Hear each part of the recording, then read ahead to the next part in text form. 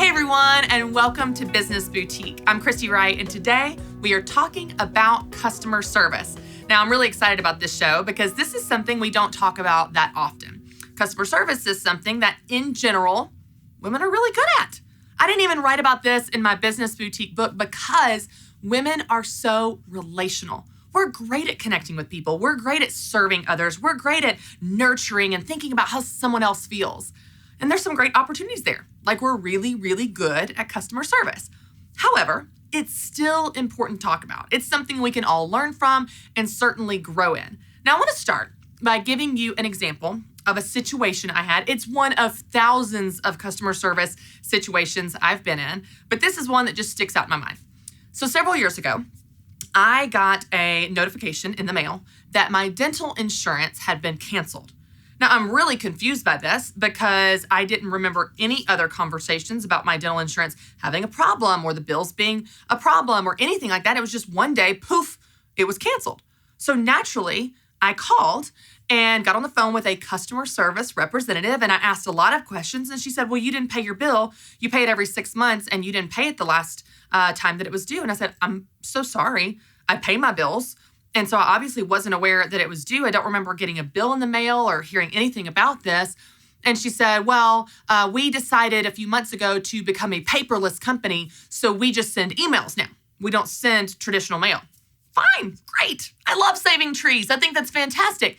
However, when I've been a member with your insurance company for years and you've always sent me a bill, and it comes every 6 months, so it's not top of mind every single month for me, I'm probably depending on that system, right? Like, you trained me, this is what to expect, so that's what I expect.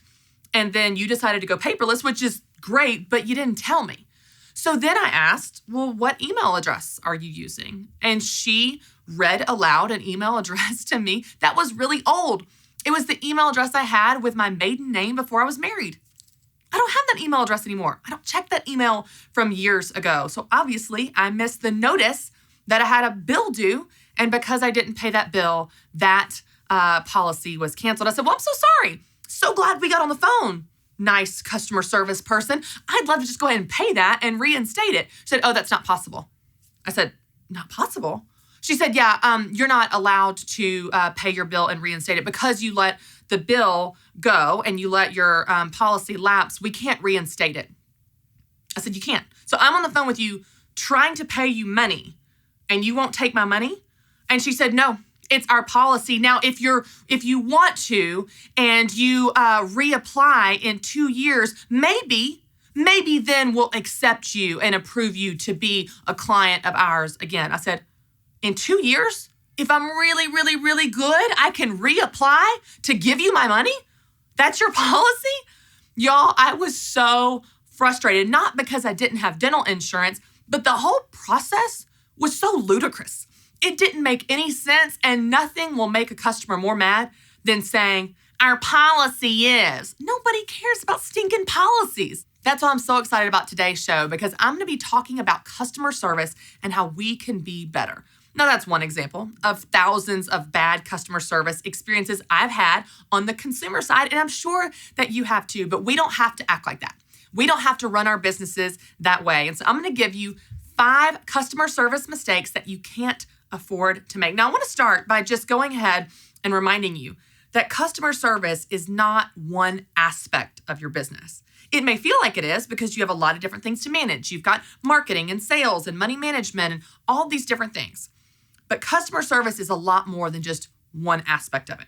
Customer service is the lifeblood of your business.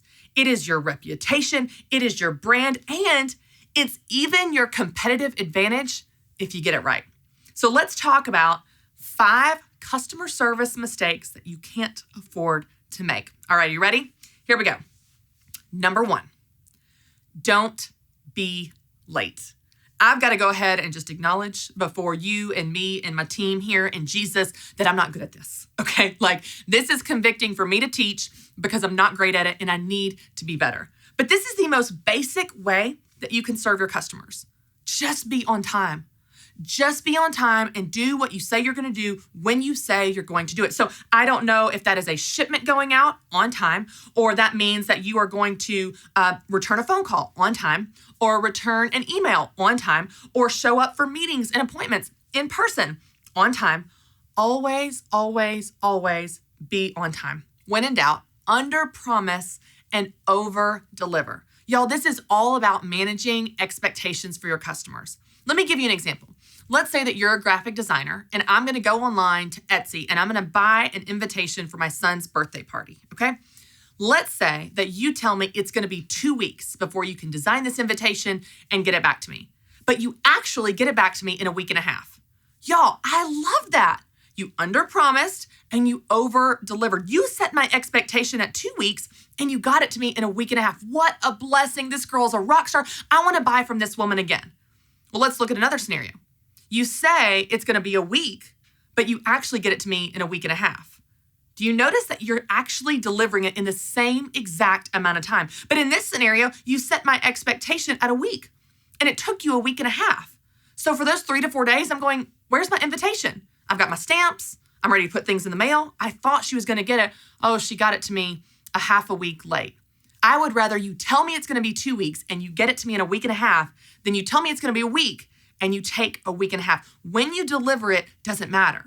It's all about expectations and managing expectations for your customers. So when in doubt, under promise and over deliver. Now, I know you want to over promise.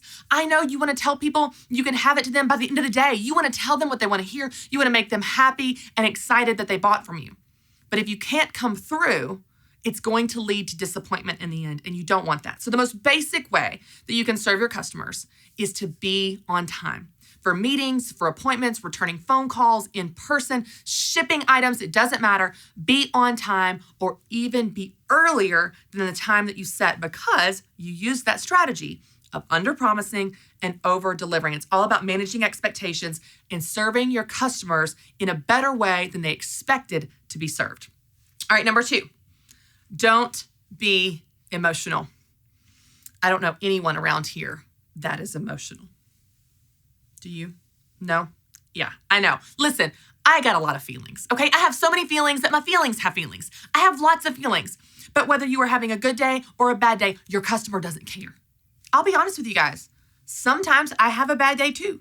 Sometimes I'm grumpy or grouchy or tired and just not in the mood. But you know what? It doesn't matter.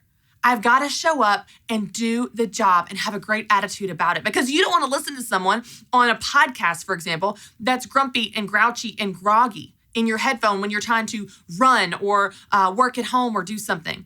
You want to hear someone that's excited and passionate, ready to help you grow your business. So whether you're having a good day or a bad day, an energetic day or a very tired day, doesn't matter in business. Every day, your brand is having a good day. Every day, your business should be having a good day. So if you're not in the mood to take orders or you're just in a really bad mood and you don't want to handle complaints or answer questions, that's fine.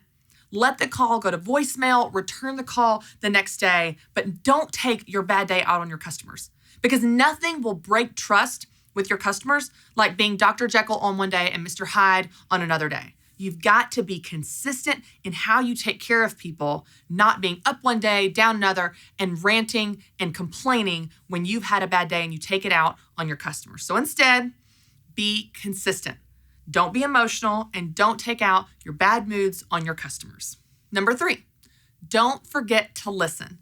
Now, I know this sounds really, really basic, but so often when we're having a conversation with someone, whether it's a normal conversation, a positive conversation, or even a really heated negative conversation, we're always thinking of what we're going to say next. And the moment that they're telling us a complaint or a story or a situation or a need, we're thinking of how we're going to respond and how we're going to move the conversation forward. But instead of doing that, before you try to solution it in your mind, before it comes out of your mouth, just listen. Stop. Pause. Even if they finish what they're saying, you don't have to immediately speak. You can think through what they've said. You can process it. You can even say that. I'm just thinking about what you said. Okay, so what I heard you say is, and you can repeat back to them. That's active listening. So what I heard you say is, you were frustrated with your shipment because da-da-da-da. So really, really listen. What you'll be amazed by is that most people just want to be heard. That's it. They just want to be heard. When they feel heard, they feel validated, they feel understood, they feel important, they feel valued. If you just listen to what they're saying, listen to what they need, listen to what their complaint is, listen to what their concern is, listen to what their experience was. Don't underestimate the power of simply listening to someone's story or complaint or problem or frustration or fear. And even more than that, ask questions. Ask more questions and then really listen to their answer. Listening is a really, really powerful way to serve your customers and make them feel valued. Ask follow-up questions like, well, tell me more about that. Well, what do you mean by that? Well, why do you think that is? Well, how did that happen? What do you need from me? How can I help? When you ask questions, you'll be amazed at how people lean in and feel valued because you showed interest. So don't underestimate the power of listening. Don't forget to listen. That's mistake number 3 that you want to make sure you don't make. All right, ready for number 4? Number 4, don't make excuses. Oh, this is a good one. This is an important one. And you know from the customer side of things that you hate it when people make excuses. Well, your customers do too. So don't make excuses under any circumstance. If someone is unhappy with something or something went wrong, there are only 3 things that you need to do instead, okay? You need to own it, you need to apologize for it, and you need to fix it. Explain it is not on that list. Excuse it is not on that list. No one cares about your explanations or your excuses. All they want is for you to own it, apologize for it, and then fix it. I promise you that's all they care about. They don't care why it happened. They just want it fixed. So don't make the mistake of making excuses. Instead, fix it. That's what your customers care about. I promise you that. And number 5, and this ties back to my original example of the dental insurance, don't use the word policy. Please, I'm begging you. You hate it when companies use the word policy as an excuse of why they can't help you. And that's what it is. It's just a cop-out. Our policy says, I can't do that. Our policy says, no, just do it. Fix it. Do the right thing and take care of people. Don't lean on the crutch of policy. There's no one in the world that loves when someone says, well, our policy is. You know, the only thing that matters in customer service is common sense, not policies. Now, you need policies to protect yourself and you need policies as guidelines, but at the end of the day, you're going to do the right thing. At the end of the day, live your life and build your business by the golden rule, which is what? Treat others how you'd want to be treated. Sure, you need a refund policy for those people that are going to try to take advantage of you, but most often, you're going to just give them a refund, give them a new shipment, whatever you need to do to make a happy customer. And if you want to make a customer irate, like if you want to really see their blood boil, then explain that you can't do something because it's your policy. It will instantly suck all humanity and connection and trust out of the conversation with them. It will make it about a transaction and it will be as exciting as paying a cable bill. That's what the word policy does. Have policies, but don't rely on them when it comes to customer service conversations. Instead, use common sense. And you know, we can summarize all of this, all 5 of these mistakes that I want you to avoid making with just what I said about the golden rule. If you're not sure how to handle a situation, if you have a policy or don't, or if you don't have a sales script or a manual on how to handle this weird situation, all you have to do is ask yourself, how would I want to be treated? That's what you do. Taking care of people is simply the golden rule, treating others as you would want to be treated. That is great customer service. Hey everyone, and welcome to Business Boutique. I'm Christy Wright, and today I'm answering one of your questions. Now, this question comes from Jessica. Jessica wrote in, my husband works for a wonderful small business fencing company that has a lot of pride in the fences they build. The issue that continues to come up is customers that won't address a problem with the company, but takes to social media immediately to put down the products without ever having a conversation with the company. There also seems to be a trend of customers demanding unreasonable add-ons or rebates for things that are standard in the fence business. An example is that some people complain about having a wood knot in their fence board, but hello, it's made from a tree. My husband is such a sweet person and wants to exceed customer expectations, but at the same time, it's not fair for customers to ruin reputations and make unreasonable demands without compensation. Please help with some advice. We would greatly appreciate it. Jessica, I hear your frustration, and sister, I've been there plenty of times. Now, you asked really two questions here, so I'm going to address both of them separately. The first one is you're asking about the complaints. They don't say anything to the company, but then they go and complain on social media. So here's what I would advise you to do. Wherever they're making these complaints, on Facebook, on Twitter, on Yelp, on whatever platform that it is, I would encourage you to check out what those complaints are and actually call the person. I know this sounds crazy, but if you call them and address it head on, just say, hey, it seems like you weren't happy with the service or the fence. I didn't hear anything about this when we were working on this together. So I'd love to know what you're frustrated by and how I can help. I want you to be a happy customer, and I'm so bummed you're not, especially because I didn't know about it. A lot of times people feel anonymous online. And so they just rant and rave and complain and just gripe and moan all online because they can say things they would never say to your face. If you make a phone call, it might even turn an unhappy customer into a happy customer and a customer that takes down that negative review because you addressed the issue head on, you called out the problem, and you took care of the problem. So my first piece of advice would be to address that. Now, the second question and the answer I have for that actually can affect the first as well. One of the things that you mentioned is that you have customers demanding unreasonable add-ons or rebates for things that are standard.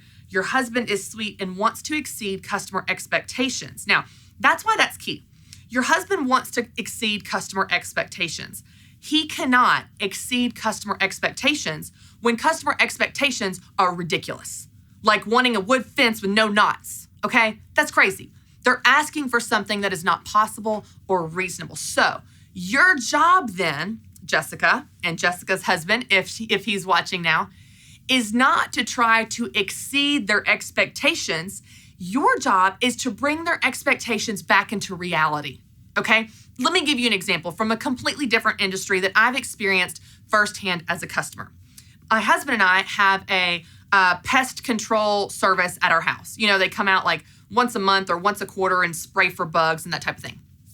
When we set up this arrangement, they were very, very clear, very kind, but very clear. This will not get rid of every bug ever.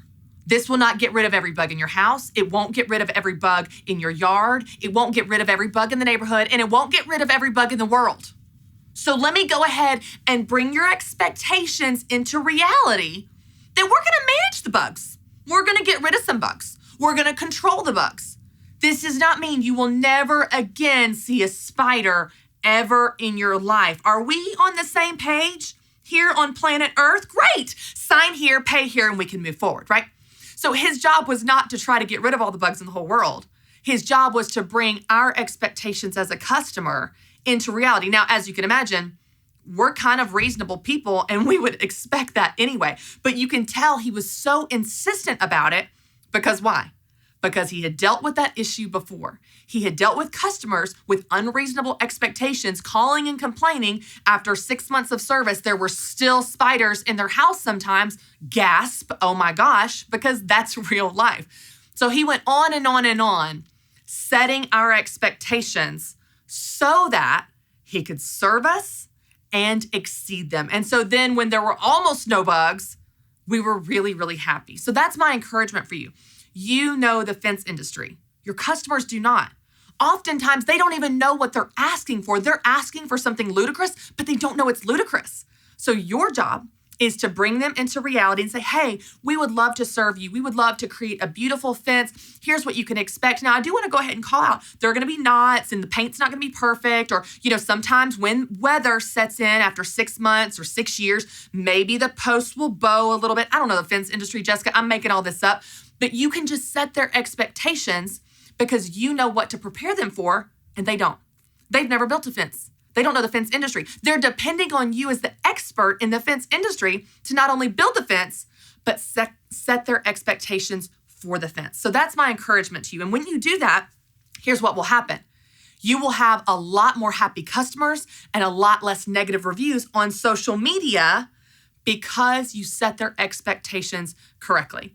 One other thing that you can do, just as a last piece of advice, is when you're setting expectations and when you're doing all this preliminary consultation and then that type of thing, you can even say to them, hey, we really want you to be happy. If you're not happy for any reason, please tell us because we'll do our best to fix it. So you're telling them from the beginning that you want them to come to you. The implication is not gripe and moan on social media, right?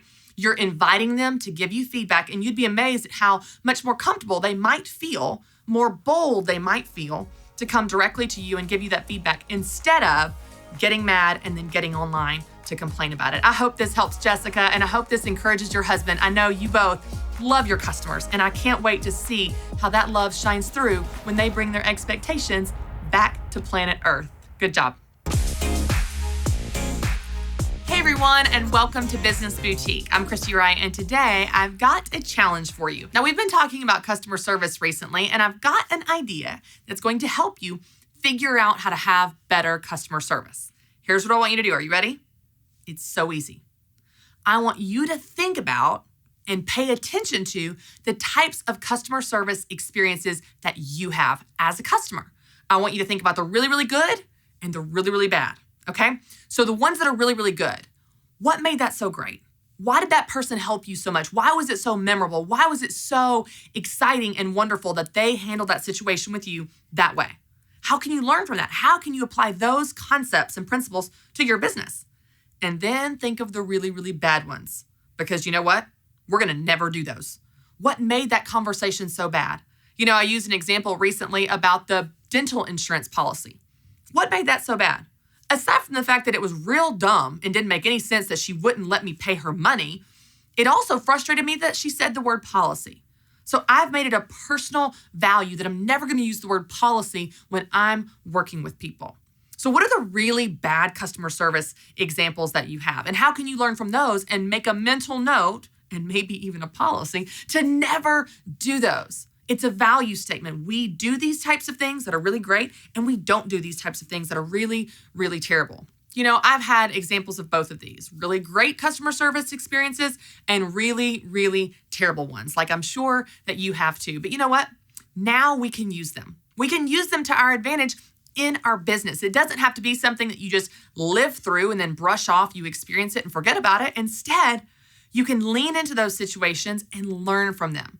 You can ask yourself, what's so great about the great ones and how can I be great too? And what's so bad about the bad ones? And how can I make sure that I'm nothing like that? When you do that, then you can use these situations to not only learn and grow, but also build your business and serve your customers even better. Thanks so much for watching, and don't forget to subscribe to my YouTube channel. And if you need help building the customer service in your business, well, I've got a free download for you. You can download my 10 Commandments of Customer Service by clicking the link below.